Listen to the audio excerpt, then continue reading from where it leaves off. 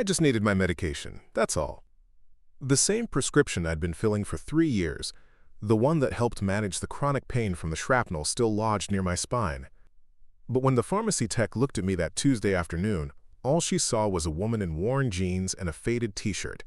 Someone she could dismiss without a second thought. What she didn't see was the uniform I'd worn for 22 years, the lives I'd saved in field hospitals from Bosnia to Afghanistan, or the medal that sat in a drawer at home because displaying it felt too much like bragging. Before we jump back in, tell us where you're tuning in from, and if this story touches you, make sure you're subscribed, because tomorrow, I've saved something extra special for you. The October rain had been falling steadily since dawn, turning the streets of Millbrook into a maze of puddles and slick pavement. I pulled my jacket tighter as I walked toward Westfield Pharmacy, my right leg protesting with each step the way it had ever since that mortar round in Kandahar changed everything. The physical therapy had helped. The doctors said I was making remarkable progress, but some mornings the pain still hit like a freight train, reminding me that my body kept score of every sacrifice I'd made in service to my country. Westfield Pharmacy sat between a coffee shop and a dry cleaner in one of those strip malls that dotted suburban America like afterthoughts. Nothing fancy, nothing that screamed prestige or premium service, just a practical place where people came to fill their prescriptions and get on with their lives. The automatic doors swooshed open with a cheerful chime, and I stepped into the fluorescent-lit interior, shaking raindrops from my jacket. The pharmacy was busy for a Tuesday afternoon. A young mother corralled 2 toddlers while waiting in line. An elderly man studied the vitamin aisle with the concentration of someone making a life-altering decision. And a businessman in an expensive suit tapped impatiently on his phone while checking his watch every 30 seconds. The familiar smell of antiseptic and cardboard packaging filled the air, mixing with the subtle chemical scent that seemed to permeate every pharmacy I'd ever visited. I made my way to the prescription counter, where 2 pharmacy technicians worked behind a glass partition that made everything feel slightly institutional. The first was a young woman, maybe 25, with perfectly styled blonde hair and nails that suggested she spent more time on her appearance than most people spent on their careers. Her name tag read Brittany in cheerful pink letters. The second was an older man with graying temples, and the tired expression of someone who'd been doing the same job for too many years. His badge simply said, Mike. I approached Brittany's window, pulling out my phone to show her the prescription number I'd received via text. The medication was nothing exotic, just a prescription-strength anti-inflammatory that made the difference between functional days and one spent fighting to get out of bed. I'd been filling it at this same pharmacy for 3 years, ever since I'd moved to Millbrook after my medical retirement from the Army. Hi, I said, offering the smile that had helped me navigate everything from hostile negotiations with local tribal leaders to tense briefings with Pentagon officials. I'm here to pick up a prescription for Sarah Davis. Brittany barely looked up from her computer screen. Last name again? Davis. D-A-V-I-S. Her fingers clicked across the keyboard with the mechanical precision of someone who'd done this thousands of times. She frowned at the screen, clicked a few more keys, then shook her head with the kind of exaggerated frustration that suggested this was somehow my fault. Your insurance is showing as declined, she said, still not making eye contact. The system says your coverage was terminated. I felt that familiar tightness in my chest, the same sensation I'd experienced in combat when something wasn't right, but you couldn't quite identify the threat. That's impossible, I said, keeping my voice level. I just used my insurance last month. There hasn't been any change to my coverage. Brittany finally looked at me, her expression a mixture of boredom and barely concealed irritation. She took in my appearance with the kind of quick assessment that people make when they're deciding whether you're worth their time. Faded jeans that had seen better years, a plain gray t-shirt, sneakers that prioritized comfort over style, and a canvas jacket that looked like it had been through a few too many storms. To her, I probably looked like someone who might be struggling to make ends meet, someone who might be trying to scam the system or pull some kind of insurance fraud. Look, she said, her voice taking on that particular tone that customer service representatives used when they thought they were dealing with someone beneath their station. The computer doesn't lie. Your insurance company declined the claim. Maybe you forgot to pay your premium. Maybe you're not eligible anymore. Either way, the medication is going to be $467. $467. The number hit me like a physical blow. I had the money, that wasn't the issue. My military pension and disability benefits meant I wasn't struggling financially. But the principle of the thing, The casual way she'd dismissed my legitimate insurance claim, the implication that I was somehow trying to cheat the system, made my blood pressure spike in a way that reminded me of briefing rooms where incompetent officers had made decisions that put good soldiers at risk. "There has to be some mistake," I said, pulling out my insurance card and placing it on the counter. "Can you try running it again? Or maybe call the insurance company directly?" Brittany glanced at the card like it was contaminated, then looked back at her screen. "I already ran it twice. Same result. Look, lady, I don't know what to tell you. Either pay the $400 or come back when you figure out your insurance situation." The dismissive way she said lady felt like a slap. Not ma'am, not even my name, just lady delivered with a kind of casual disrespect that suggested I wasn't worth the effort of basic courtesy. I'd been called many things during my military career. Colonel, ma'am, boss, even that hard-ass commander behind my back. But never just lady in a tone that made it sound like an insult. Mike, the older technician, glanced over from his computer. For a moment, I thought he might intervene, might offer to help resolve the situation. Instead, he just shook his head slightly and returned to his work, apparently deciding that this wasn't his problem to solve. "Can I speak to the pharmacist?" I asked, still keeping my voice calm, despite the frustration building in my chest. "Dr. Chen is busy," Brittany said without even checking. "But he's just going to tell you the same thing. No insurance approval, no medication at the insurance price. It's pretty simple." Behind me, I could feel other customers getting restless. The businessman was sighing audibly, the young mother was struggling to keep her children entertained, and an elderly woman with a walker had joined the line and was looking increasingly frail as she waited. The last thing I wanted was to hold up people who needed their medications, but I also couldn't understand why a system that had worked flawlessly for 3 years was suddenly failing. "Let me try calling my insurance company," I said, stepping aside to pull out my phone. "You can do that from home," Brittany called after me. "Next." The dismissal was final, absolute. In her mind, I'd become a problem customer, someone who was disrupting the smooth flow of her day with complications she didn't want to deal with. She'd already moved on to the businessman, greeting him with a bright smile that was notably different from the irritated tolerance she'd shown me. I stood there for a moment, phone in hand, feeling the familiar weight of invisible discrimination. It wasn't based on race or religion or any of the obvious categories that people talked about in diversity training. It was subtler than that, more insidious. It was the assumption that because I didn't look successful, because I didn't carry myself with the obvious markers of status and wealth, I was somehow less deserving of respect and professional service. During my military career, I'd commanded respect through rank and uniform. The silver eagles on my collar had meant something, had forced people to take me seriously regardless of their personal opinions. Soldiers had snapped to attention when I entered a room, not because of who I was as a person, but because of what those eagles represented. The sacrifice, the training, the responsibility, the lives that had been placed in my hands during some of the most dangerous operations of the past 2 decades. But here, in civilian clothes on a rainy Tuesday afternoon, I was just another middle-aged woman with an insurance problem. The pharmacist degree hanging on the wall behind the counter, the years of training that had taught him to help people manage their health conditions, the professional oath he'd taken to serve patients regardless of their background, none of that seemed to matter when filtered through the casual indifference of his staff.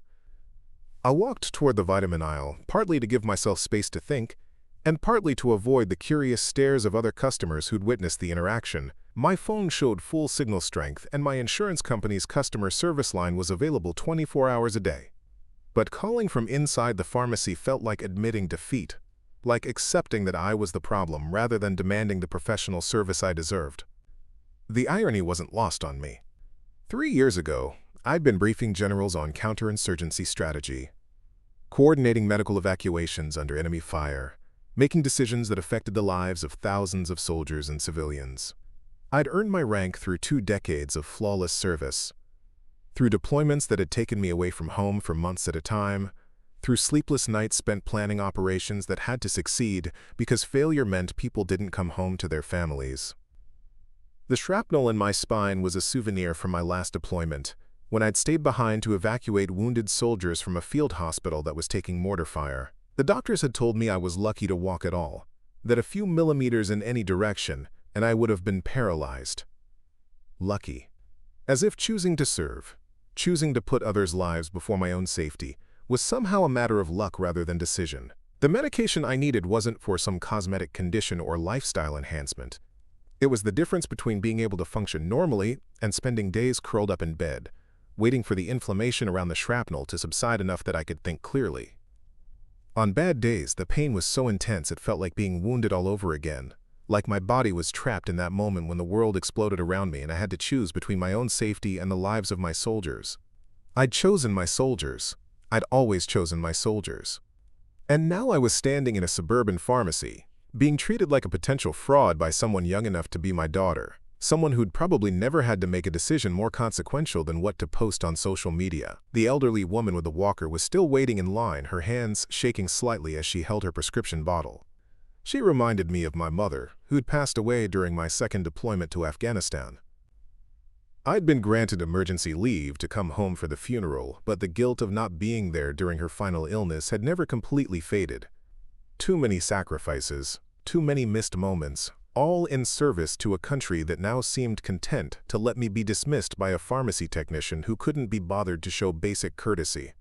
A text message buzzed on my phone. It was from my neighbor, asking if I wanted to join her for coffee later in the week. Normal social interaction. The kind of simple human connection that had become precious after years of military formality and life-or-death responsibility. I typed back a quick response, grateful for the reminder that there were still people in the world who valued kindness over efficiency, who understood that treating others with respect wasn't a burden, but a basic human responsibility. When I looked back toward the pharmacy counter, Brittany was helping the businessman with his prescription. Her demeanor was completely different, professional and accommodating, the kind of service that should have been standard for every customer but seemed reserved for those who looked like they belonged in her world. He was wearing a suit that probably cost more than most people made in a month. His watch caught the fluorescent lights with the subtle gleam of real gold, and everything about him screamed success and status. "Of course, Mr. Richardson," Brittany was saying, her voice warm and helpful. "I'll make sure to call your doctor about adjusting the dosage. We want to make sure you're completely comfortable with your treatment plan." The contrast was jarring. 20 minutes earlier, she'd been dismissive and rude to me over a legitimate insurance issue. Now she was going above and beyond for someone whose only apparent qualification was looking prosperous. It was a masterclass in how prejudice operated in everyday interactions, subtle enough to be dismissed as coincidence, but consistent enough to reveal the underlying bias. Mike, the older technician, finished with his customer and glanced in my direction. For a moment, our eyes met, and I saw something that might have been recognition or concern, but he looked away quickly, apparently deciding that whatever he'd seen wasn't worth acting on. Maybe he'd dealt with Brittany's attitude before, maybe he'd noticed the differential treatment, or maybe he was just tired of workplace drama and wanted to finish his shift without complications. The automatic door swooshed open again, and a woman in scrubs entered the pharmacy. She was probably a nurse or medical technician, someone who understood healthcare from the inside and would recognize the importance of patients being able to access their prescribed medications. She took her place in line behind the elderly woman with the walker, pulling out her phone to check messages while she waited. I made a decision. Rather than calling my insurance company from the vitamin aisle like a defeated customer, I walked back to the counter. Brittany was now helping the young mother with her children's prescriptions, and her tone was pleasant but businesslike, not quite the warmth she'd shown the businessman, but far more professional than the dismissive treatment I'd received. "Excuse me," I said when there was a pause in their conversation. "I'd like to try my insurance one more time, and I'd also like to speak with Dr. Chen." Brittany looked up with barely concealed annoyance. "Like I told you before, Dr. Chen is busy, and running your insurance again isn't going to change anything. The system already declined it twice." "Then I'll wait until Dr. Chen is available," I said calmly. "And I'd like you to document in my file that I've requested to speak with him about this insurance issue." For the first time, Brittany seemed uncertain. The mention of documentation, of creating a paper trail, suggested that I understood how these systems worked and wasn't going to simply disappear when dismissed. She glanced toward Mike, who was now paying attention to our conversation with increased interest. "Look, you can wait if you want," she said, her voice taking on a slightly defensive tone. "But I'm telling you, there's nothing he can do that we haven't already tried." I moved to one of the chairs near the prescription counter, settling in with the patience I'd learned during countless military briefings and bureaucratic meetings. Waiting was a skill, one that served you well, whether you were coordinating with logistics officers or dealing with civilian healthcare systems that seemed designed to frustrate rather than help. The woman in scrubs was now at the counter, and I could hear her discussing a prescription for someone in her family. Her conversation with Brittany was polite, but preparing and narrating this story took us a lot of time, so if you are enjoying it, subscribe to our channel. It means a lot to us. Now back to the story. Brief, the interaction of two professionals who understood their respective roles. When she finished, she glanced in my direction with the kind of quick assessment that healthcare workers made when they encountered someone who seemed to be having problems with the system. 20 minutes passed. The businessman left with his prescription and a cheerful farewell from Brittany. The young mother gathered her children and their medications, pausing to help organize the elderly woman's paperwork in a small act of kindness that restored some of my faith in human nature. New customers arrived and were served, the routine flow of a busy pharmacy continuing around my small protest of patience. Finally, a man in a white coat emerged from the back area behind the counter. Dr. Chen was younger than I'd expected, probably in his early 40s, with the kind of precise movements that suggested surgical training or extensive laboratory experience. He spoke briefly with Mike, who gestured in my direction, then approached the counter where I was sitting. "Miss Davis?" he said, his voice carrying the careful neutrality of someone who'd been briefed on a potential problem customer. "I understand you're having some difficulty with your insurance." I stood up, grateful for the chance to finally speak with someone who had the authority to resolve the situation. "Yes, Dr. Chen, I've been filling the same prescription here for 3 years without any problems, but today your technician says my insurance has been declined. I'd like to understand what's changed and see if we can resolve this." Dr. Chen nodded, his expression shifting from wariness to professional concern. "Let me take a look at your file and see what's happening with your coverage." He moved to one of the computer terminals and began typing, his fingers moving quickly across the keyboard as he pulled up my prescription history. I could see his eyebrows raise slightly as he scrolled through the information, and something in his expression suggested that he was seeing something unexpected. "You've been a patient here for 3 years," he said, more to himself than to me. "Regular refills. No issues with payment or insurance approval. Prescribed by Dr. Martinez at the Veterans Clinic." He looked up at me with increased attention. "You're a veteran?" The question hung in the air between us, loaded with implications that neither of us had fully grasped yet. In the military, that question usually led to a discussion of branch of service, deployment history, the shared understanding of people who'd chosen to serve. In civilian settings, it sometimes led to awkward "thank you for your service" interactions that felt more obligatory than genuine.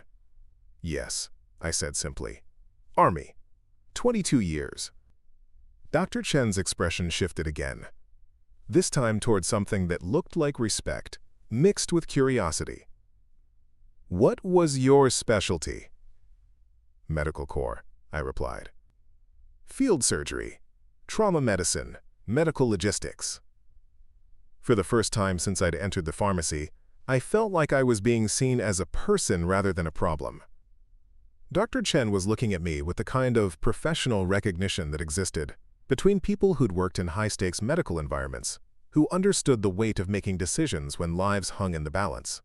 "Let me check something," he said, turning back to the computer.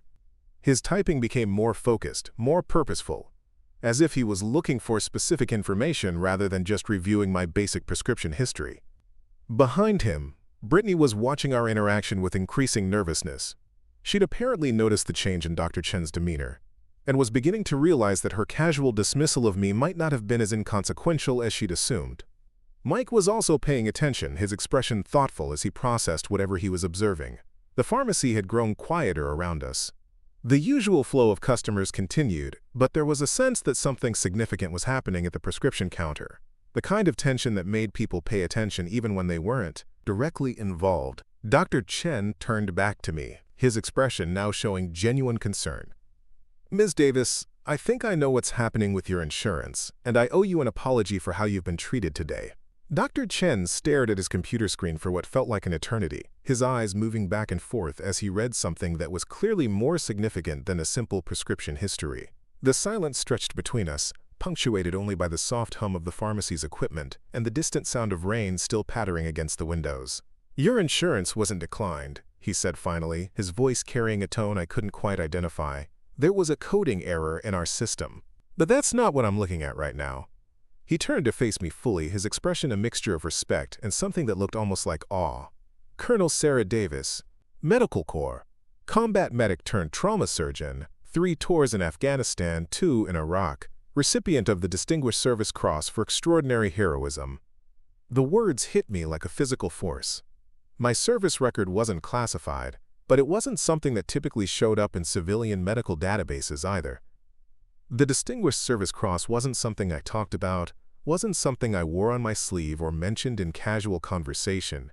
It was earned on a day when everything went wrong and I had to choose between following orders to evacuate and staying behind to save lives that everyone else had written off as unsalvageable.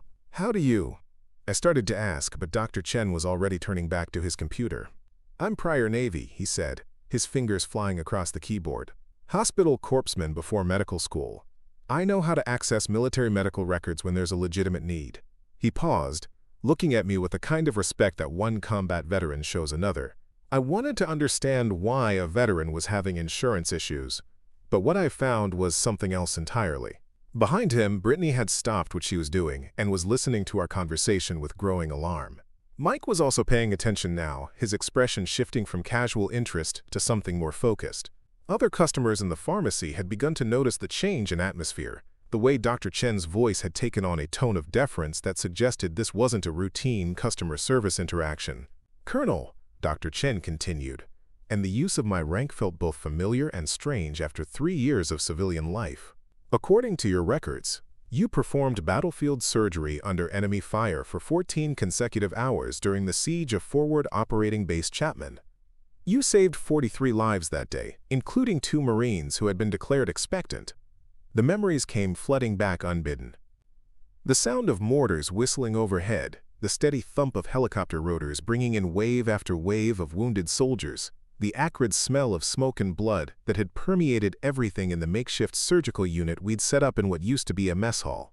Expectant was military medical terminology for patients who were expected to die, whose injuries were so severe that in a mass casualty situation resources were better allocated to those with a higher chance of survival. But I'd never been good at accepting that kind of mathematical approach to human life. While other medical teams focused on the soldiers who could be saved with minimal intervention, I'd made it my mission to prove the expectant cases wrong. 2 Marines, both with severe abdominal wounds and significant blood loss, both written off by triage teams who were following protocol and making impossible decisions under impossible circumstances. I'd spent 6 hours on the first Marine, a kid from Oklahoma who kept asking for his mother between bouts of consciousness. Shrapnel had torn through his intestines and nicked his liver, and he'd lost so much blood that his pressure was barely registering on our monitors. Standard protocol would have been to make him comfortable and focus on soldiers who had better odds. But something in his eyes reminded me of my younger brother, and I couldn't let go. The second Marine had taken an IED blast that should have killed him instantly. His injuries were so extensive that the senior surgeon had actually ordered me to stop working on him and move to other patients. I'd nodded, acknowledged the order, and then continued operating anyway, knowing that I might face disciplinary action but unable to walk away from someone who was still fighting to live. Both Marines had made it home, both had recovered to lead full lives, and both had written me letters years later, thanking me for seeing something in them that everyone else had missed. Those letters were in a box in my bedroom closet, along with commendations and medals and photographs of people whose lives had intersected with mine, in operating rooms and field hospitals across 2 decades of war. The Distinguished Service Cross citation mentions your refusal to evacuate under direct enemy fire, Dr. Chen continued, his voice carrying the weight of someone who understood what those words really meant. You stayed behind when your unit was ordered to withdraw, establishing a casualty collection point in an unsecured area because you believed the wounded couldn't be moved safely. That day had been the culmination of everything I'd learned about military medicine and everything I'd chosen to believe about the value of human life. Intelligence reports had indicated that insurgent forces were planning a major assault on our forward operating base, and the decision had been made to evacuate all non-essential personnel and establish a defensive perimeter at a more defensible position 5 miles to the south. The wounded soldiers in my care weren't stable enough for transport. Moving them would have been tantamount to killing them, But staying put meant operating in an area that was about to become a battlefield. The senior command had made the tactical decision that saving the many outweighed the risk to the few, and I'd been ordered to prepare my patients for immediate evacuation regardless of their medical status. I'd looked at those wounded soldiers, some barely 18 years old, some veterans of multiple deployments who'd been caught in the wrong place at the wrong time, and I'd made a choice that went against every principle of military hierarchy and battlefield medicine.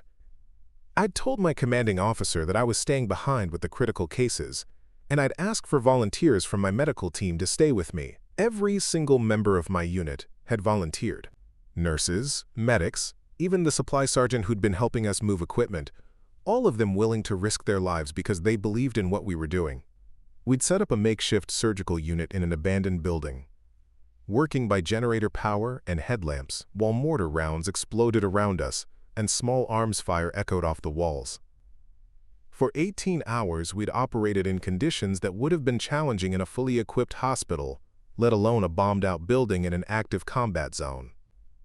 We'd saved 11 soldiers who would have died during evacuation, and we'd held our position until a relief force could fight their way through to extract us. The citation for the Distinguished Service Cross had called it extraordinary heroism, but to me it had just been medicine, the fundamental principle that you don't abandon patients who need you, regardless of the tactical situation. "Colonel Davis," Dr. Chen said, and I realized I'd been silent for several minutes, lost in memories I rarely allowed myself to revisit. "I need to address what happened here today, and I need to do it publicly." He turned toward Brittany, who had gone pale as she began to understand the magnitude of her mistake. The confident dismissiveness she'd shown earlier had evaporated, replaced by the kind of deer-in-headlights expression that suggested she was beginning to grasp the consequences of her actions. "Brittany," Dr. Chen said, his voice carrying the authority of someone who was used to being obeyed without question. "This is Colonel Sarah Davis, United States Army Medical Corps, retired. She is a decorated combat veteran who spent 22 years serving our country, including multiple deployments to active combat zones, where she saved hundreds of lives under conditions that most people can't even imagine." The pharmacy had grown quiet around us. Customers who had been focused on their own transactions were now listening, sensing that something significant was happening. The woman in scrubs had moved closer, her expression showing the kind of professional respect that healthcare workers reserve for their most accomplished colleagues. "Colonel Davis came here today to fill a prescription for medication she needs to manage pain from combat injuries sustained while serving in Afghanistan," Dr. Chen continued, his voice carrying clearly through the pharmacy. Instead of receiving the professional service and respect she deserved, she was treated with dismissive rudeness and had her legitimate insurance claim questioned as if she were attempting fraud. Brittany opened her mouth as if to defend herself, but Dr. Chen held up a hand that brooked no interruption. The insurance issue was caused by a coding error in our system, something that could have been identified and resolved with a simple phone call to the insurance company. Instead, a decorated war hero was made to feel like she was trying to scam the system for medication she legitimately needs and deserves. I watched Brittany's face cycle through emotions: confusion, embarrassment, fear, and finally something that might have been genuine remorse. She was young, I reminded myself, probably raised in a world where military service was abstract, something that happened to other people in other places. But ignorance didn't excuse disrespect, and youth didn't justify the casual cruelty of dismissing someone based on their appearance. Mike, the older technician, stepped forward with an expression of profound embarrassment. "Colonel, I owe you an apology as well. I saw how you were being treated, and I should have intervened. There's no excuse for that kind of disrespect, especially to someone who served our country." The woman in scrubs approached the counter, her movements carrying the purposeful stride of someone accustomed to medical environments. "Excuse me," she said, addressing Dr. Chen but looking at me with unmistakable respect. "I'm Jennifer Martinez, head nurse at Millbrook General. If this is Colonel Sarah Davis, then I need to add something to this conversation." Dr. Chen nodded, apparently recognizing her. "Of course, Jennifer." Jennifer turned to face me directly, her expression serious. "Colonel, you probably don't remember me, but we met 7 years ago at a military medical conference in San Antonio. You gave a presentation on battlefield triage protocols that revolutionized how we handle mass casualty events in civilian hospitals. Your techniques have been adopted by emergency departments across the country, and they've saved countless lives. The memory came back slowly. The conference had been one of many I'd attended during my later years in the service, when the Army had begun asking experienced combat medics to share their knowledge with civilian medical professionals. The presentation had focused on decision-making protocols I'd developed during my deployments, ways to maximize survival rates when resources were limited and time was critical. "I've been using your trauma assessment system for 5 years," Jennifer continued. "It's helped us save lives in situations where we might have lost patients under traditional protocols. You're something of a legend in emergency medicine circles, and seeing you treated with such disrespect is frankly appalling." The pharmacy had become completely silent except for the sound of rain against the windows and the soft hum of medical equipment. Other customers were listening with the kind of focused attention that suggested they understood they were witnessing something important, something that would be remembered long after the immediate situation was resolved. Dr. Chen turned back to his computer, his fingers moving quickly across the keyboard. "Colonel, I'm personally ensuring that your prescription is filled immediately, with no charge for today's medication. I'm also adding a note to your file that you are to receive priority service whenever you visit this pharmacy, and I'm implementing new training protocols for our staff on treating all customers with appropriate respect." "That's very kind," I said, finding my voice again after the unexpected recognition and validation. "But I don't need special treatment. I just need to be treated with the same basic courtesy that every customer deserves." "With respect, Colonel," Dr. Chen replied, "what you deserve goes far beyond basic courtesy. You've earned something that most people never will, the right to be treated with the honor due to someone who sacrificed for others. What happened here today was a failure on our part, and it won't happen again." Brittany finally found her voice, her words coming out in a rush of genuine emotion. "Colonel Davis, I'm so sorry. I had no idea who you were or what you'd done. I was having a bad day, and I took it out on you, and that was completely wrong. There's no excuse for how I treated you." I looked at her, this young woman who had probably never faced a life-or-death decision more complex than choosing a college major, and felt the familiar weight of understanding that came with age and experience. She'd made a mistake, a significant one, but it was born from ignorance rather than malice. The real question was whether she would learn from it. "Brittany," I said, my voice carrying the tone I'd once used with young soldiers who needed guidance more than punishment. "Everyone has bad days. The measure of a person isn't whether they make mistakes, it's what they do after they realize they've made them. Today could be a learning experience that makes you a better person. Or it could just be something you forget as soon as the embarrassment fades. That choice is up to you." She nodded, tears beginning to form in her eyes. "I want to learn from it. I want to be better." Mike stepped forward again, his expression thoughtful. "Colonel, if you don't mind me asking, what made you choose military medicine? It seems like you could have had any career you wanted."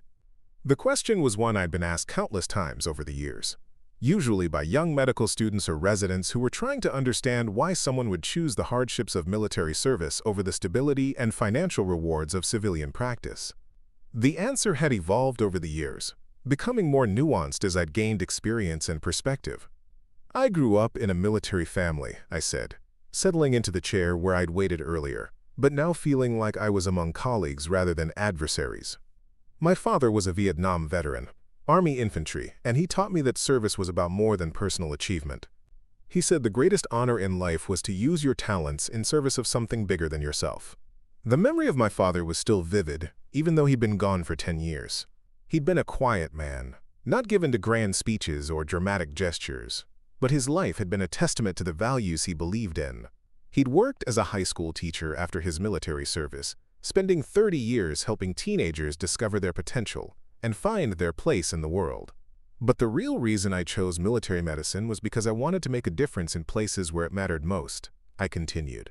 Civilian doctors save lives in comfortable hospitals with unlimited resources and support staff. Military medics save lives in conditions where everything is working against you, where you have to be creative and resourceful and willing to take risks that would be unthinkable in peacetime. Jennifer nodded with the understanding of someone who'd worked in emergency medicine. There's something about high-stakes medicine that brings out either the best or the worst in people. It sounds like it brought out the best in you. It brought out what was necessary, I corrected. I'm not a hero, despite what the citations might say. I'm just someone who was trained to do a job, and who believed that job was important enough to do it, regardless of the circumstances. Dr. Chen looked up from his computer where he'd been working while we talked. "Colonel, your prescription is ready, and I've made sure your insurance information is properly updated in our system. You shouldn't have any more problems with coverage." He handed me a small bag containing my medication, but instead of the routine transaction it should have been, it felt like something more significant. The respect in his voice, the attention from the other customers, the transformation in how I was being treated, all of it served as a reminder that my service had meant something, even if it wasn't always recognized or appreciated. "Thank you, Dr. Chen," I said, standing up and preparing to leave. "And thank you for taking the time to understand the situation rather than just dismissing it." "Colonel," he said, and something in his tone made me pause. "Would you be willing to speak with our staff about your experiences? Not just the military service, but about treating all patients with dignity and respect? I think it would be valuable for everyone who works here to understand that we never know who we're serving or what they've been through." The request caught me off guard. Speaking engagements had been part of my later military career, but I'd assumed that my retirement meant leaving that kind of public role behind. The idea of sharing my experiences with pharmacy staff seemed both humbling and important, a way to turn this afternoon's negative experience into something constructive. "I'd be honored to do that," I replied, "but I'd want to focus on the broader lesson, not just my specific story. Every customer who walks through your door has a story, has challenges and struggles and achievements that you can't see from the outside. The goal should be to treat everyone with respect, not just the people whose accomplishments happen to be documented in military records." Jennifer stepped forward again, her expression thoughtful. "Colonel, would you also consider speaking at our hospital? We're always looking for ways to improve our patient care, and hearing from someone with your experience in both military and civilian medicine would be incredibly valuable." The afternoon was taking on a surreal quality. I'd walked into the pharmacy as an anonymous customer having a routine problem with my insurance, and I was leaving as someone whose service was being recognized and whose expertise was being sought out. It was gratifying in a way I hadn't expected, but also slightly overwhelming. "I'll consider it," I said. "Right now, I just want to go home and process everything that's happened today." As I moved toward the exit, other customers who had been listening to the conversation began to approach. An elderly man who reminded me of my father stepped forward first, his movements careful but his expression determined. "Colonel," he said, his voice carrying the distinctive cadence of someone who'd served decades earlier. "Marine Corps, 1971 to 1975. I just wanted to say thank you for your service, and I'm sorry for how you were treated when you first came in." Behind him, the young mother I'd seen earlier was waiting with her children, both of whom were now looking at me with the wide-eyed curiosity that children reserve for adults who had suddenly become interesting. "Ma'am," she said, "I don't really understand everything that just happened, but I wanted to thank you for whatever you did for our country." The businessman who had received such different treatment from Brittany was also still in the pharmacy, apparently having stayed to witness the resolution of the situation. He approached with an expression of embarrassment that suggested he'd recognized the contrast in how we'd been treated. "Colonel, I'm sorry I didn't speak up earlier when I saw how you were being treated. I should have said something, should have recognized that what was happening wasn't right." His words carried the weight of genuine regret, and I appreciated his honesty more than any grand gesture would have meant. "Most people don't get involved in other people's problems," I said. "The fact that you recognize you could have done something different is what matters." As I finally reached the door, Dr. Chen called out one more time. "Colonel, I meant what I said about the staff training. When would be a good time for you to come back?" I paused at the threshold, looking back at the pharmacy that had been transformed from a place of frustration into something resembling a community gathering. Brittany was still at her station, but her posture had changed, her expression more thoughtful and engaged. Mike was discussing something with another customer, but his demeanor seemed more attentive, more focused on providing genuine service rather than just processing transactions. "Next Tuesday afternoon," I said. "Same time I came in today. Maybe we can turn this into a regular reminder that every day is an opportunity to treat people better." The automatic doors opened, and I stepped back into the rain, which had softened from the steady downpour of earlier to a gentle mist that felt refreshing, rather than oppressive. My right leg still protested with each step, the shrapnel in my spine still sent occasional signals of discomfort, but somehow the pain felt more manageable than it had when I'd walked into the pharmacy 2 hours earlier. As I made my way to my truck, I could see people inside the pharmacy still talking, still processing what had happened. Through the window, I watched Jennifer speaking animatedly with Dr. Chen, probably discussing the speaking engagement she'd proposed. Brittany was helping another customer, but her interaction seemed more engaged, more focused on providing genuine service. The drive home gave me time to think about the afternoon's events and their broader implications. Recognition was gratifying, but it shouldn't be necessary for basic respect. The lesson wasn't that veterans deserve special treatment, but that everyone deserved to be treated with dignity, regardless of their appearance or apparent status. My military service had taught me that you never knew who you were dealing with until you took the time to look beyond surface impressions. But today had also reminded me that service didn't end with retirement, that the values and experiences I'd gained during my military career could still make a difference in civilian settings. The speaking engagements that Dr. Chen and Jennifer had proposed weren't just opportunities to share war stories or receive recognition. They were chances to influence how people treated each other in everyday interactions. By the time I reached my house, the rain had stopped completely, leaving the air clean and fresh with the scent of wet earth and growing things. I sat in my driveway for a few minutes, listening to the engine cool and thinking about how quickly a routine day could become something significant when the right circumstances aligned. Tomorrow, I would call Dr. Chen to schedule the staff training session. I would also reach out to Jennifer about speaking at the hospital. And I would start thinking about how to turn this afternoon's experience into something that could benefit other veterans and civilians alike, a reminder that respect costs nothing, but means everything. The week that followed changed everything in ways I never could have anticipated. Word traveled fast in Millbrook, the kind of small city where news moved through coffee shops and grocery store checkout lines with remarkable efficiency. By Thursday, 3 different neighbors had stopped by to ask if I was the veteran they'd heard about at Westfield Pharmacy, and by Friday, the local newspaper had called requesting an interview about my military service and the incident that had brought it to light. I declined the newspaper interview not because I was ashamed of what had happened, but because the story wasn't really about me.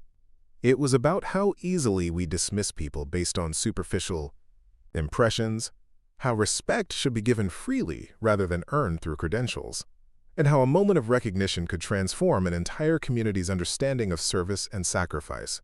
The first sign that something fundamental had shifted came on Saturday morning when I stopped at the coffee shop next to the pharmacy.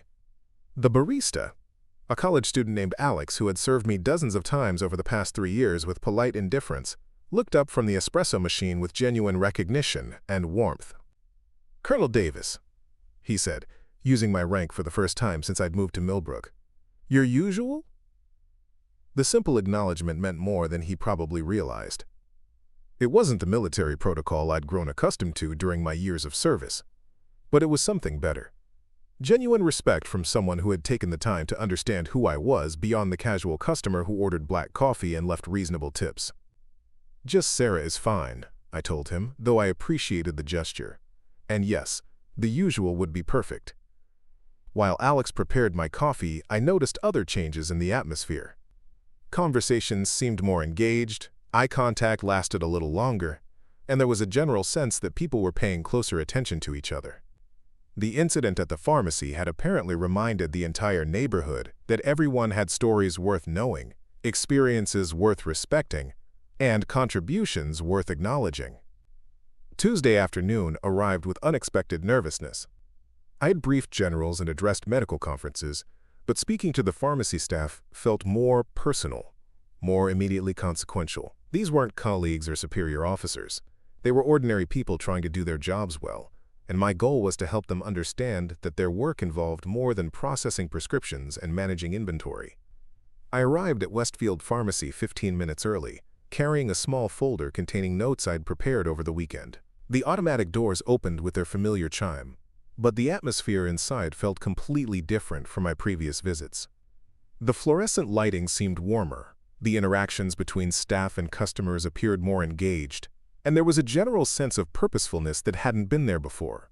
Dr. Chen emerged from behind the prescription counter as soon as he saw me, his expression carrying the professional warmth I'd come to associate with competent medical practitioners who took their responsibility seriously.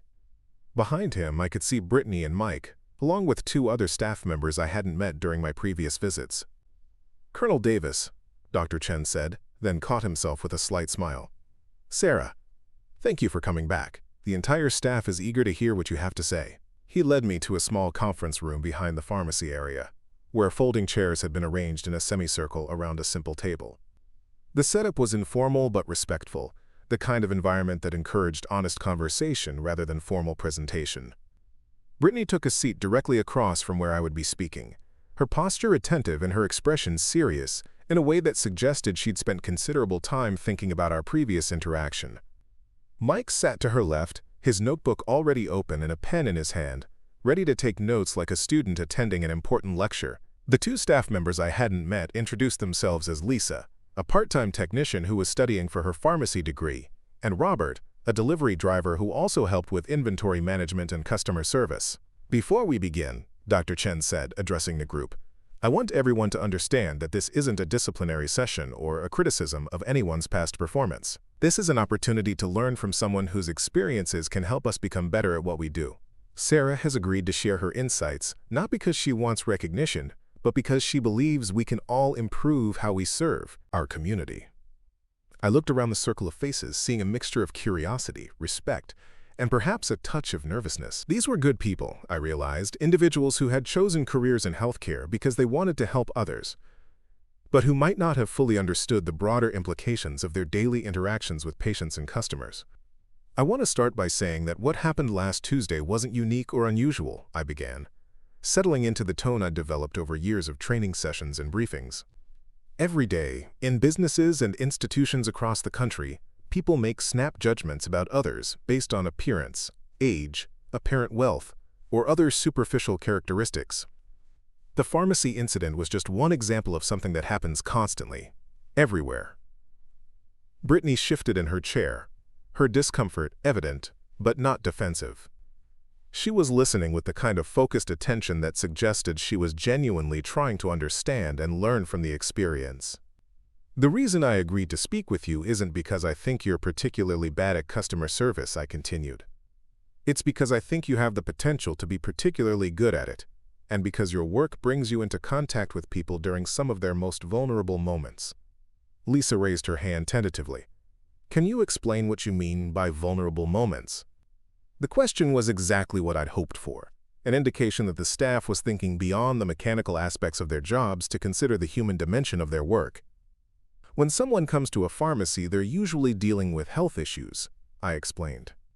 "They might be in pain, worried about a diagnosis, struggling with medication costs, or managing chronic conditions that affect every aspect of their lives. They're not just customers purchasing products. They're patients seeking help with problems that may be frightening, embarrassing, or life-altering." I paused to let that sink in, watching as the group began to consider their work from a different perspective. "Last Tuesday, I came here because I needed medication to manage chronic pain from combat injuries. I wasn't just inconvenienced by the insurance issue. I was facing the possibility of several days of significant discomfort while trying to resolve a bureaucratic problem. When I was treated dismissively, it added emotional stress to an already difficult situation." Robert spoke up for the first time. "But how are we supposed to know about your background? You look like any other customer."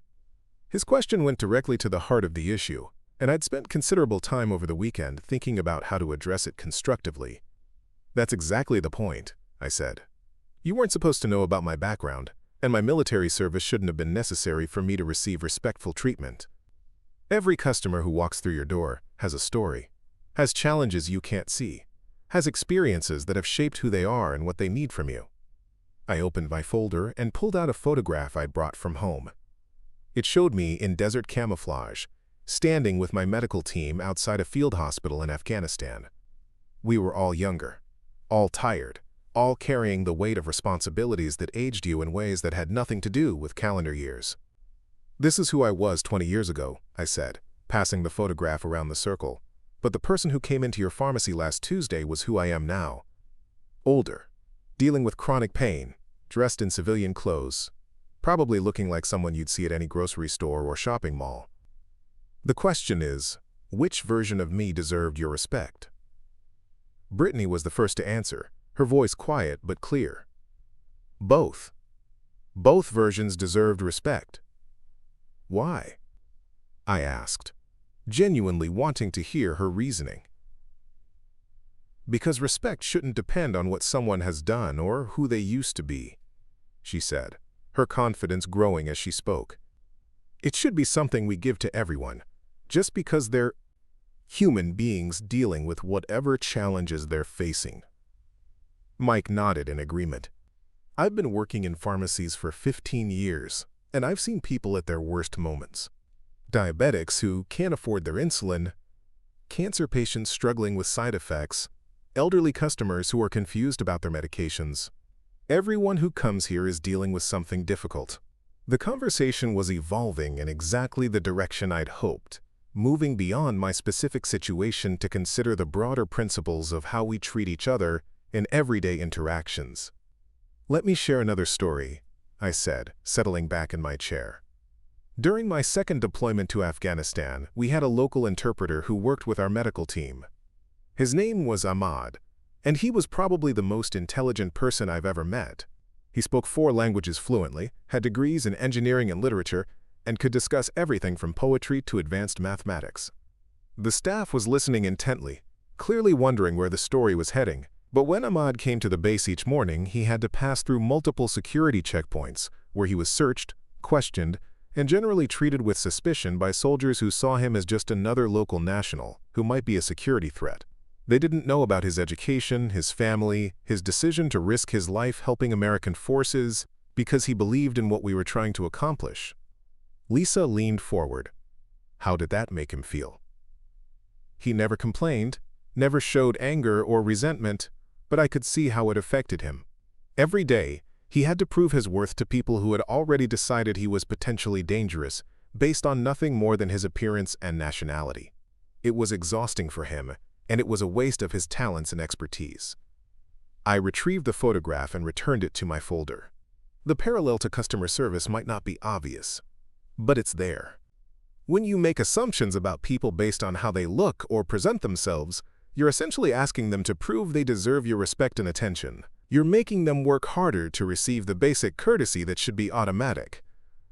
Dr. Chen had been listening quietly, but now he spoke up. "Sarah, can you give us some practical guidance? What should we be doing differently in our daily interactions with customers?" The question allowed me to shift from philosophy to practical application, which was where real change happened. "Start with the assumption that every person who comes to your counter is dealing with something difficult," I said. "Maybe it's a serious health condition. Maybe it's financial stress. Maybe it's worry about a family member. Approach each interaction with the understanding that you might be the most important person they talk to that day." Brittany was taking notes now, her pen moving quickly across the paper. "What about when people are rude or demanding?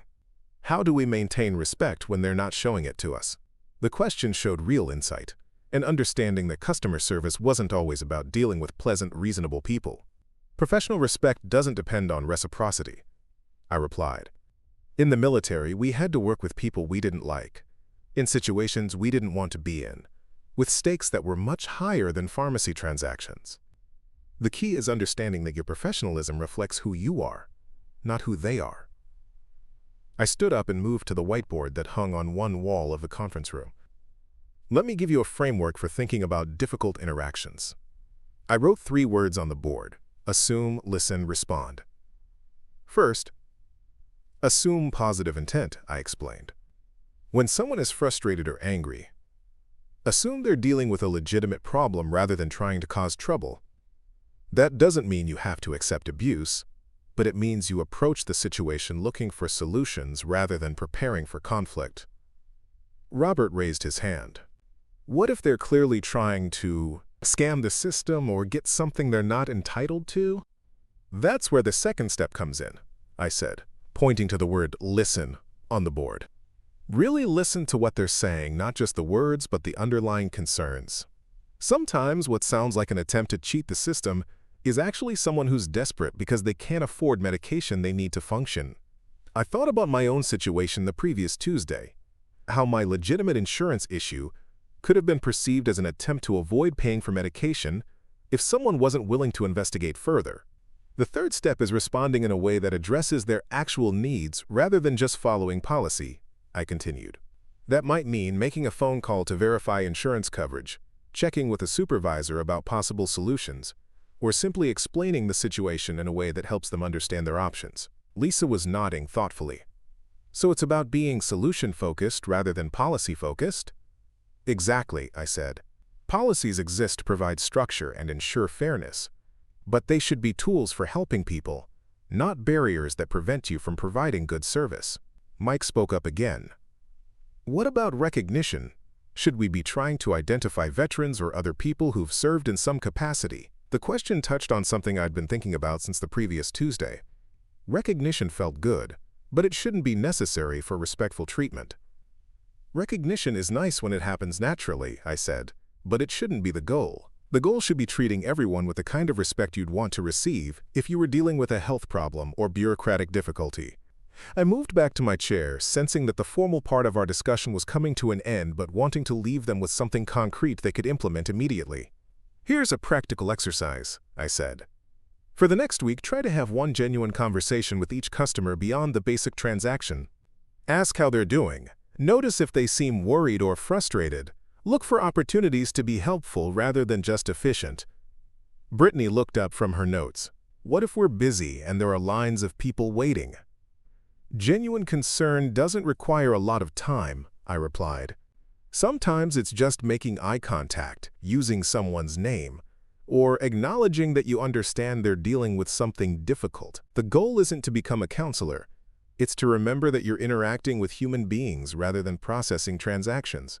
Dr. Chen checked his watch and realized we'd been talking for over an hour. Sarah, this has been incredibly valuable. Is there anything else you'd like us to know? I thought for a moment about what had brought me back to this room, about the transformation I'd witnessed in the pharmacy over the past week, and about the broader lessons that extended far beyond customer service. Change is possible, I said finally. Last Tuesday this was a place where I felt dismissed and disrespected. Today, it feels like a place where people genuinely care about serving their community well. That transformation happened because people were willing to acknowledge mistakes, learn from them, and commit to doing better. As the meeting concluded and staff members began returning to their duties, Brittany approached me with an expression of gratitude mixed with determination. "Colonel, Sarah," she said, correcting herself with a slight smile. "I want you to know that what happened last week has changed how I think about this job. I've been treating it like a temporary position while I figure out what I really want to do with my life, but now I understand that it's actually important work. People depend on us, and we have the power to make their difficult days a little bit easier." Her words carried the weight of genuine insight, the kind of understanding that suggested real personal growth rather than just temporary embarrassment about a mistake. "That's exactly right," I told her, "and the skills you develop here, the ability to serve people with respect and competence during challenging moments, those will serve you well whatever career path you choose." Over the following weeks, I began to notice changes that extended far beyond Westfield Pharmacy. The coffee shop where I'd been recognized as Colonel Davis started a small program offering free coffee to veterans and active military personnel. The grocery store added a military discount that applied not just to veterans, but to military families and Gold Star recipients. The barbershop put up a sign welcoming service members and began displaying photographs of local veterans who had served in conflicts from World War II through the recent wars in Iraq and Afghanistan. But the most significant changes were subtler, woven into the fabric of daily interactions throughout the community. Conversations seemed more engaged, customer service felt more genuine, and there was a general sense that people were paying closer attention to each other as individuals, rather than just roles or functions. The speaking engagement at Millbrook General Hospital that Jennifer had proposed turned into a regular monthly presentation for new employees and existing staff who wanted to improve their patient care skills. My military medical experience provided unique insights into high-stakes decision-making and crisis management, but the real value seemed to be in helping healthcare workers understand that every patient was dealing with circumstances that might not be immediately visible. 3 months after the pharmacy incident, I received a letter that brought the entire experience into sharp focus. It was from a young Army medic stationed at Fort Campbell, written on official stationery but clearly personal in nature. "Colonel Davis," the letter began, "you probably don't remember me, but I was Specialist Martinez from the 28th Combat Support Hospital in Afghanistan in 2019. I was the medic who froze up during that mass casualty event when the helicopter went down, and you spent 2 hours with me afterward helping me understand that panic was normal, but preparation was what mattered. I remembered him clearly. A kid from Texas, barely 20 years old, who had been overwhelmed by the sudden influx of critically wounded soldiers and had temporarily been unable to function effectively. We'd sat in the break area of our field hospital while he cried and told me he wasn't cut out for military medicine, that he was going to get people killed because he couldn't handle the pressure. I wanted to let you know that I just completed my training to become a physician assistant, the letter continued, and I'm being assigned to work with special operations units providing advanced medical care in austere environments. None of that would have been possible without the confidence you helped me build and the lessons you taught me about serving others even when you're scared. The letter went on to describe his civilian volunteer work with veteran support organizations and his plans to continue serving after his military commitment ended. But what struck me most was his closing paragraph. I heard about what happened at that pharmacy in your hometown, and I wanted you to know that your example continues to influence people even though you're no longer in uniform. The way you handled that situation, turning a negative experience into an opportunity to educate and improve things for everyone, that's exactly the kind of leadership you demonstrated in Afghanistan. Some people serve for a few years and then move on. Others, like you, serve for life. That evening, I sat in my kitchen reading the letter for the third time and thinking about the unexpected directions life could take. I'd retired from the Army with the assumption that my years of service were behind me, that civilian life would be quieter, less consequential, focused on personal comfort rather than larger purposes. Instead, I discovered that retirement was just a change in uniform, not an end to service.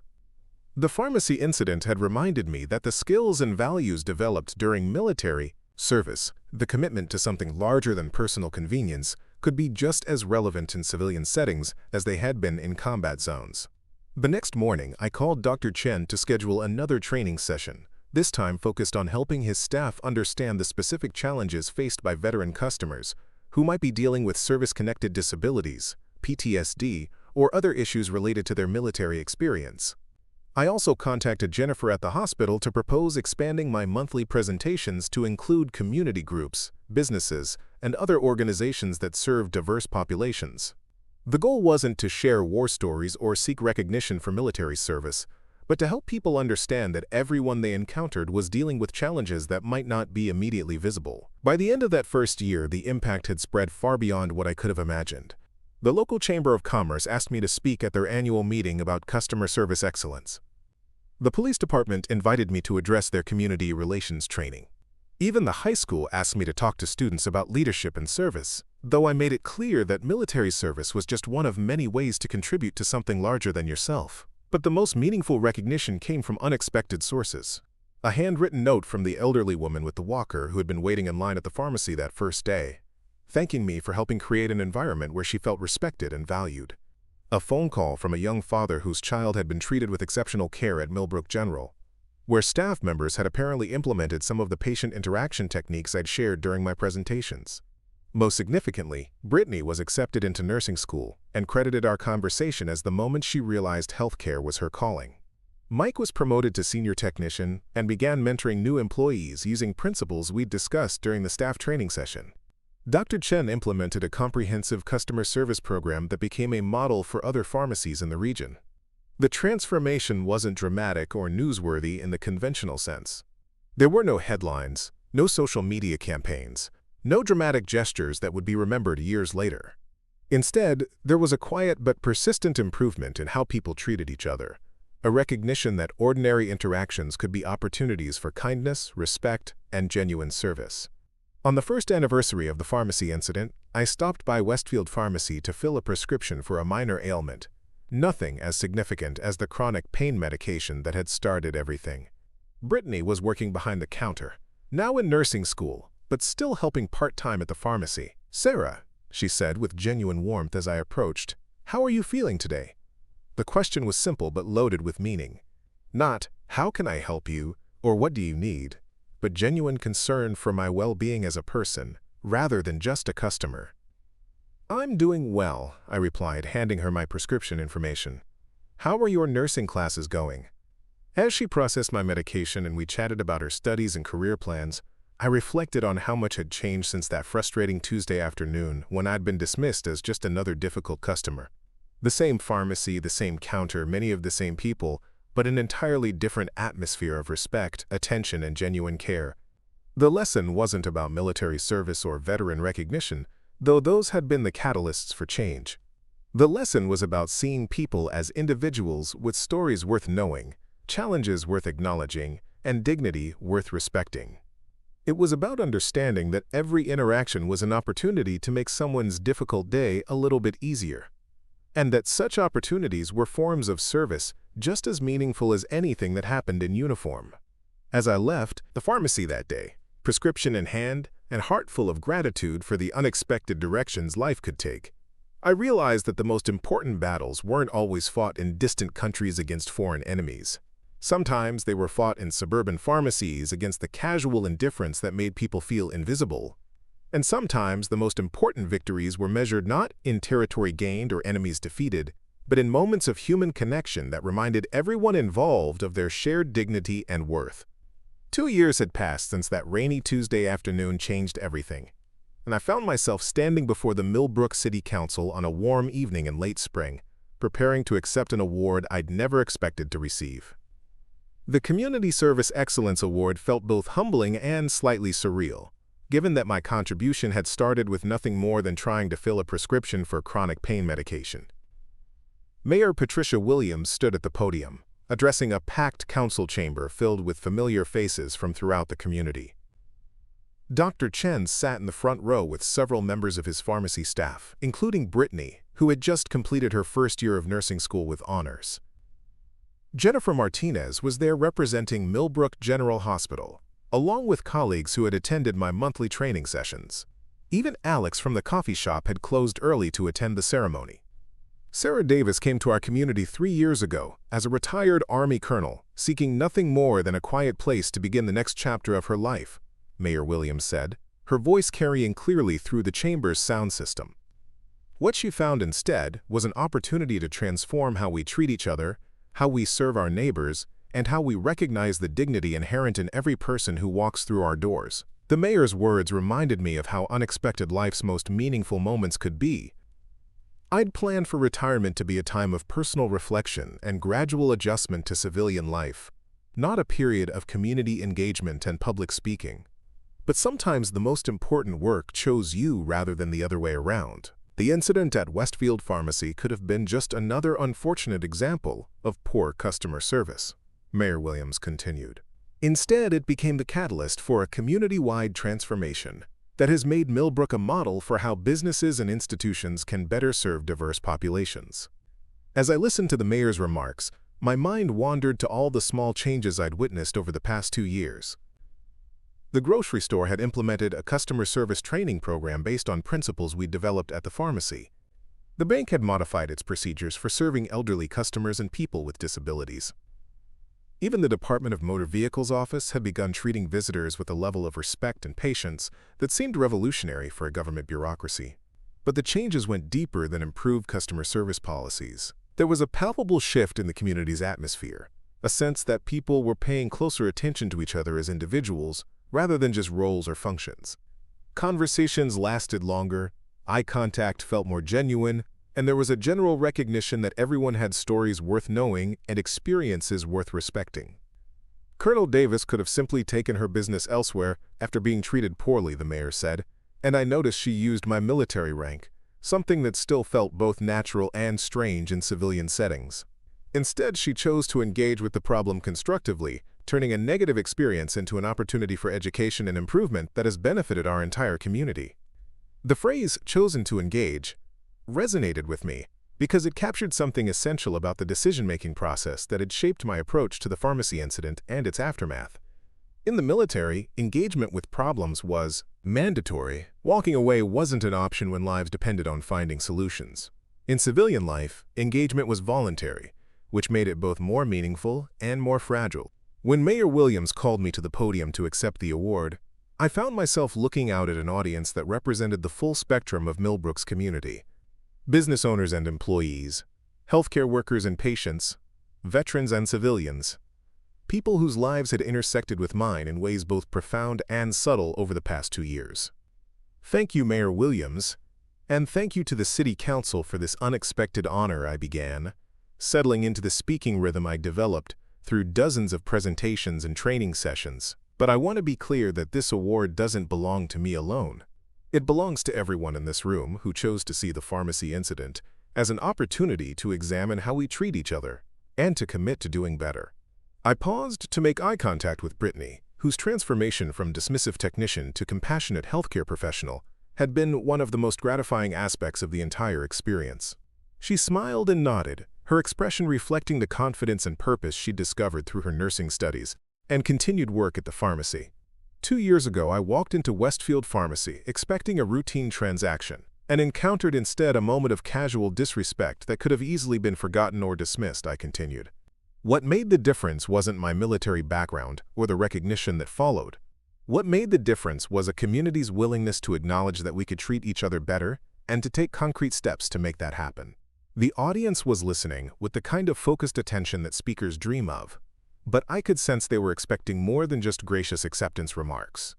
They wanted to understand the broader lessons, the principles that could be applied beyond the specific circumstances of a pharmacy interaction. Service doesn't end when you retire from the military, or graduate from school, or change careers, I said, moving into the heart of what I wanted to convey. Service is about recognizing opportunities to contribute to something larger than your own immediate interests, and those opportunities exist in every workplace, every business interaction, every moment when we choose how to treat the people around us.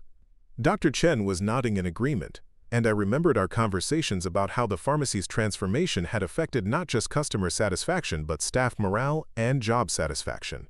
When people understood that their work served a larger purpose, when they felt empowered to make a positive difference in customers' lives, everything about their professional experience improved. The lesson from the pharmacy incident isn't that veterans deserve special treatment, I continued, addressing something that had come up repeatedly in my presentations and training sessions. The lesson is that everyone deserves to be treated with dignity and respect, regardless of their appearance, their apparent status, or their ability to demand better service. I could see Jennifer Martinez taking notes, probably preparing to incorporate these remarks into future training materials at the hospital. Over the past 2 years, our collaboration had expanded beyond my monthly presentations to include development of patient care protocols that emphasized human dignity alongside clinical excellence. When Brittany first treated me dismissively at the pharmacy counter, she wasn't being malicious, I said, turning toward the young woman who had become an unexpected symbol of personal growth and professional development. She was operating according to assumptions and habits that most of us carry without conscious examination. The question isn't whether we make mistakes in how we treat others. The question is what we do when we realize we can do better. Brittany's eyes were bright with emotion, and I could see that she understood her role in the larger story wasn't as the villain who had treated a veteran poorly, but as the representative of everyone's potential for growth and improvement when given the opportunity and encouragement to change. Over the past 2 years, I've had the privilege of working with businesses and organizations throughout Millbrook to develop better approaches to customer service, patient care, and community engagement, I said, gesturing toward the diverse audience. But the most important work has been done by people like Brittany, Dr. Chen, Jennifer, and countless others who took seriously the idea that their daily interactions with community members were opportunities for service. The applause that followed was warm and sustained, reflecting not just appreciation for my remarks, but recognition of the collective effort that had transformed Millbrook's approach to community service. As the sound died down, I realized I wanted to share one more story, something that would illustrate the long-term impact of the changes we'd implemented. Last month, I received a phone call from a woman in Oregon whose elderly mother was visiting Millbrook for medical treatment, I said. She wanted to thank our community for how her mother had been treated during a difficult time, not just at the hospital and pharmacy, but everywhere she went. The grocery store, the coffee shop, even the parking meter attendants had shown exceptional kindness and patience. The story was true, and it moved me deeply when I'd received that call. The woman's mother had been dealing with a cancer diagnosis and the stress of traveling far from home for specialized treatment. Instead of encountering the indifference or impatience that often greets elderly travelers in unfamiliar places, she'd found a community that seemed genuinely committed to treating visitors with care and respect. That phone call reminded me that the changes we've made in Millbrook extend far beyond improving customer service scores or reducing complaints, I continued. We've created an environment where people feel valued and supported during some of their most challenging moments, and that kind of environment benefits everyone who lives here, works here, or visits here. As I prepared to conclude my remarks, I found myself thinking about the letter from Specialist Martinez, the young medic whose confidence I'd helped rebuild in Afghanistan. His observation that some people serve for life rather than just during their official tenure had proven prophetic, but not in ways I could have anticipated when I first retired from the Army. Military service taught me that the most important victories aren't always the most visible ones, I said, drawing on themes I'd explored in dozens of presentations over the past 2 years. Sometimes the most significant battles are fought in quiet moments, when we choose kindness over indifference, when we decide to see people as individuals rather than inconveniences, when we commit to treating others with the dignity we would want for ourselves. The audience was completely silent now, and I could sense that my words were resonating with people who had their own stories of transformation, their own moments when they'd chosen to engage with problems rather than simply complain about them. The award you're giving me tonight represents something much larger than recognition for one person's community service, I concluded. It represents Millbrook's commitment to the idea that how we treat each other matters, that customer service is a form of public service, and that every interaction is an opportunity to make our community a little bit better. As I returned to my seat with the award in hand, Mayor Williams approached the podium for closing remarks.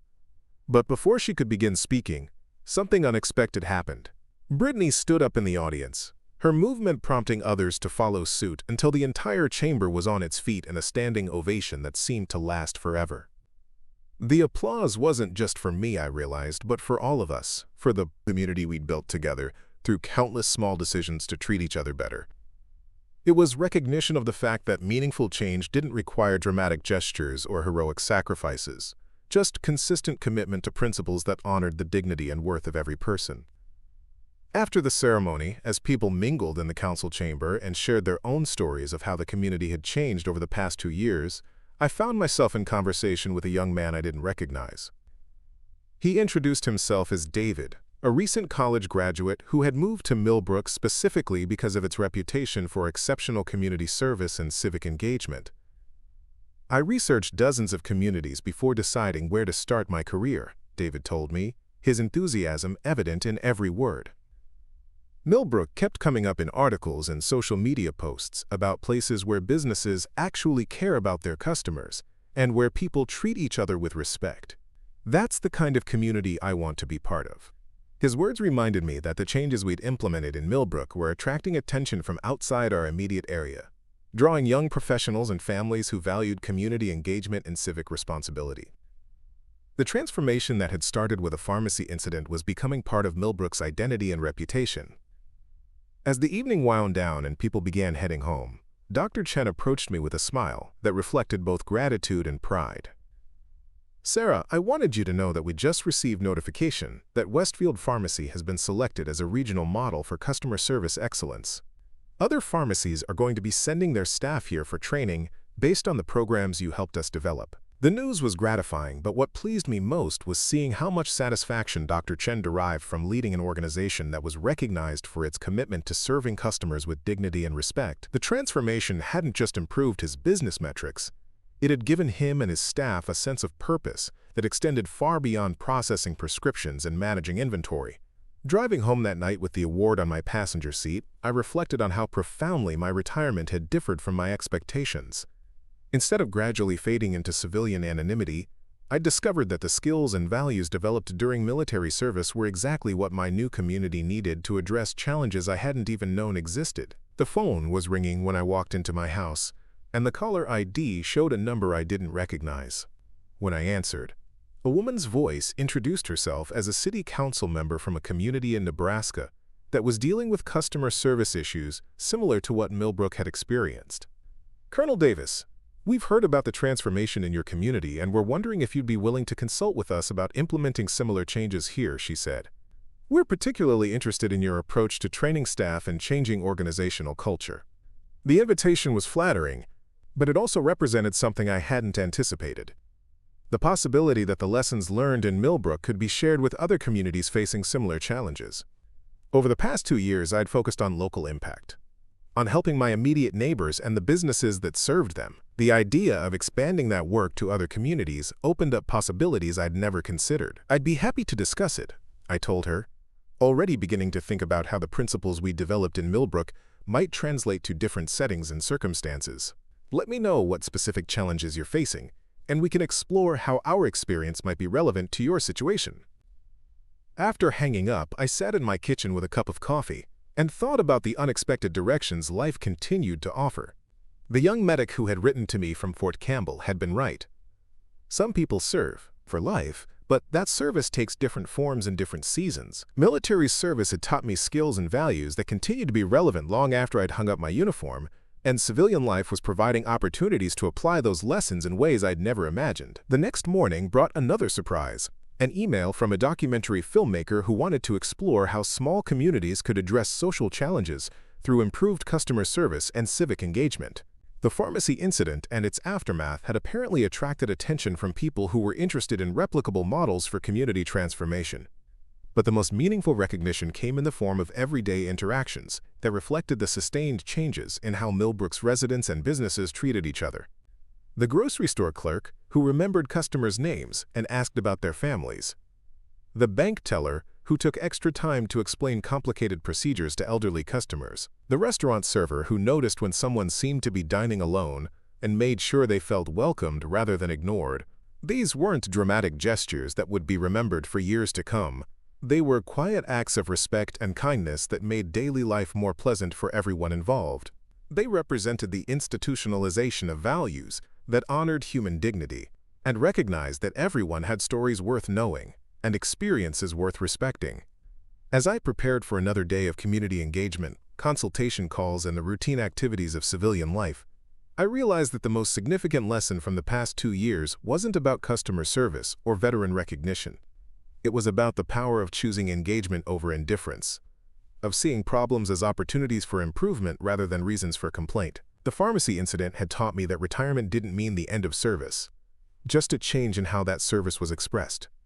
Every presentation I gave, every training session I conducted, every conversation I had with business owners about treating customers with dignity, these were all forms of service that honored the same values I'd learned during my military career.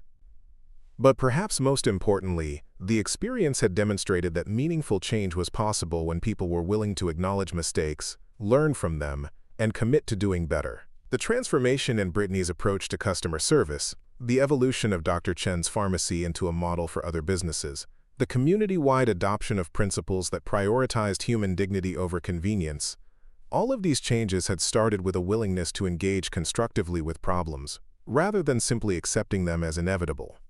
Looking back on that rainy Tuesday afternoon when I'd been dismissed as just another difficult customer, I could see how each decision point had led to opportunities for growth, learning, and positive change. The choice to wait patiently rather than leaving angrily.